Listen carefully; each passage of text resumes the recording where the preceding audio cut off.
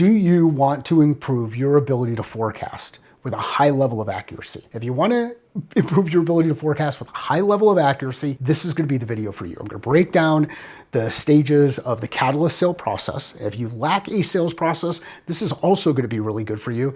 If you have your own sales process, we'll talk about jobs to be done at each of those individual stages. If you're interested in seeing process design from the beginning and how I think about it, take a look at this past week's Learn, Think, Act video where it broke process down into game boards, whether we're talking about Game of Life, Chutes and Ladders, or Monopoly. Let's talk about building out your sales process. Number one, validation. This is where I try to figure out, do we actually have a deal or not? And I'm gonna have to make these squares a little bit smaller, but validated. This is the first stage in the Catalyst sale process, validated. And this is the point. When you create an opportunity at this stage, you have gone from demand generation to pipeline created. When you hear me talk about pipeline created, that's the path that you've just moved across. So we went from demand to pipeline created, we validated the opportunity. The question I want to answer in order to determine that we have a real opportunity, we validated the opportunity, is I've met the person and I can see a scenario where we work with each other. Now this works whether we're hiring people or we're bringing people into our organization as new internal customers, or we're trying to bring on external customers. Pipeline created, this is what I'm talking about when we talk about that stage. This is the first stage in the sales processes in most of the instances where I implement a sales process inside an organization. I say most because sometimes we might use a different one depending on specific fit inside their organization. So number one, validated. Second step, qualified. Qualified. The job to be done of this stage is to determine, is it the right time? Is it the right place for this type of customer? So we have an instance where we've had, ideally, someone is inside our ICP. That's why we're actually meeting with them, ideal customer profile. They fit the role and they're part of the right organization.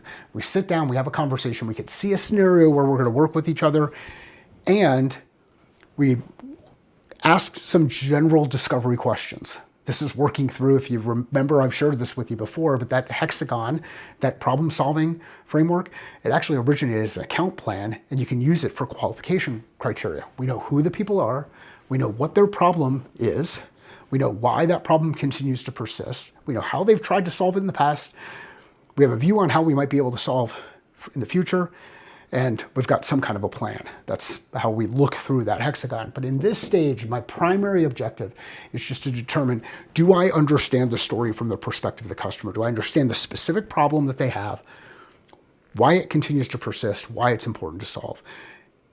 Do I understand that problem from their perspective?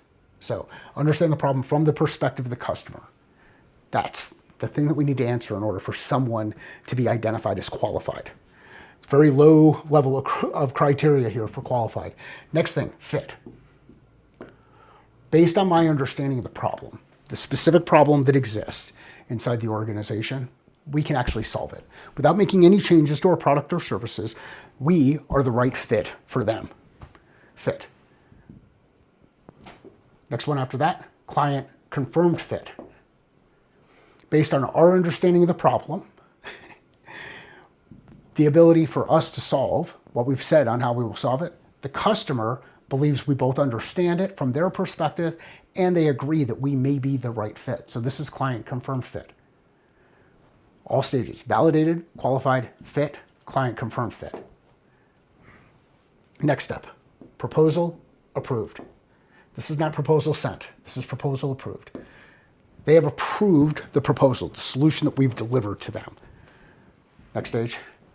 One after that is closed won. We have a contract that's signed. They've signed off. They've agreed to terms. Now, there's a couple of things that I want you to look at here. Number one, none of these steps are time bound. This could happen just walking into In-N-Out Burger. I walk into In-N-Out Burger. From their perspective, there's a chance that I'm going to buy a burger. Qualified. I stand in the line. I go up and I make my order. Okay? The reason I make my order, now they're able to determine based on my order, can they actually solve for it? If I go up there and order a fillet of fish, I am in the wrong place. They're not going to be able to serve me. They confirm that they can deliver it. I confirm that they've got it.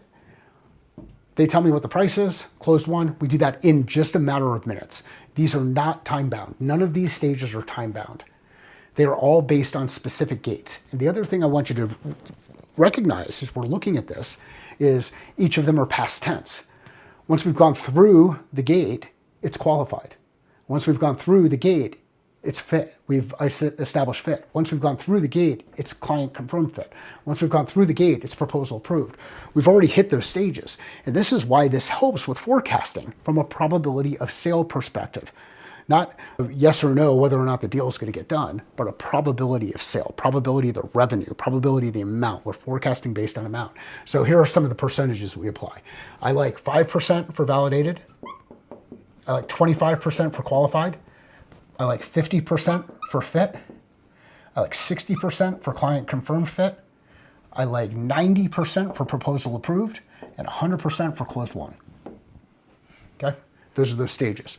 So if I have a $100,000 deal at a client confirmed fit, my forecast on that is $60,000. Now I get it, I understand. The feedback you're gonna give me is you're gonna say, well, that doesn't tell me whether or not it's gonna close. You're right. So if we have 100 deals inside our CRM that are past the client confirmed fit stage, then we've got a view of what percentage of that total money it is that we're actually going to see. So over time, what I want you to do is go back in and adjust your percentages based on realized dollars from start to finish to help you get better at forecasting. Now, here's the other thing that happens. And we talked about this in the context of chutes and ladders. I could validate and go right to qualified. I can move from qualified into fit. I can move from fit into client confirmed fit. And then client confirmed fit, somebody comes in and they have new scope. So then I go back, I rescope, and we test. There's a little bit of a dance, and I go back and forth. I slide back and forth. Or maybe I go to the point where we've moved to proposal approved. So we've got proposal approved.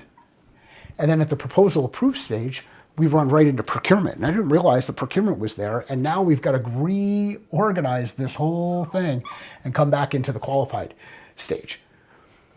This is why sales forecasting is so hard. And this is why sales process stuff is so hard. And it's important that you understand applying the right process to the right scenario to help your people understand what is the specific job to be done in the process and how am I communicating probability of sale to the leadership inside the organization. This is not about customer decision-making process. This is about forecasting. It's forecasting based on probability of sale. So know your stages, make sure that you have clear exit criteria, make sure that those exit criteria are understood across the entire organization, everybody who's involved in this. Know what your risks are, and adjust your percentages, adjust your probabilities based on actual data. If you do this, you will get better at forecasting. I like to use the same stage definitions for new customer acquisition, retention, and expansion. Here's the difference. When it comes to retention and expansion, sometimes on the retention side, we'll start at fit. And then on the expansion side, we'll start at qualified. So it just kind of depends on where you are and how things work inside your organization. But here's the benefit of having the same stages across each of those pipelines. When you move people from one role into another, then they will already be familiar with the language. If you have questions about this, if you want to push back on it, if you want to share your view of what sales process looks like from a forecasting perspective, please hit me up. I've been doing this for a long time. This is as simple as I can make it, and functionally it works when you do the work. The work works when you do the work. The only other thing I would add is at the end, once you get to this place after close one, add in the confirmation step. If you add that confirmation step, let's call it 30, 60, 90 days after close one, 30, 60, 90 days after close one, what you can do is you can confirm with the customer that you did what you said you were going to do. And at that point in time, ask for a referral. Is there anybody else inside your organization that we can help with on this stuff? Is there anybody that you know within your network group that we can help with this stuff? When you understand the stages of your process and you understand the specific job to be done of each of those stages, and you have clear entrance and exit criteria, you will get better at forecasting. Pipeline created starts here with validated. Pipeline developed goes all the way through each of these stages, ultimately getting to that point where we generate money at closed won. And that's why those two KPIs are the most important KPIs to me when I'm working with sales teams, looking at the development. Pipeline created, pipeline developed. If you know those two numbers, you can help grow your business and understand where your potential risk is. If you happen to be getting stuck in any of these stages, you're hanging around a little bit too long, you also know, hey, maybe I need to add some things in there to help improve something that's going on. Maybe it's some coaching that I need to do with the rep. Sales process simplified. You can find your catalyst at findmycatalyst.com. If you need some help with this, hit me up. Thank you.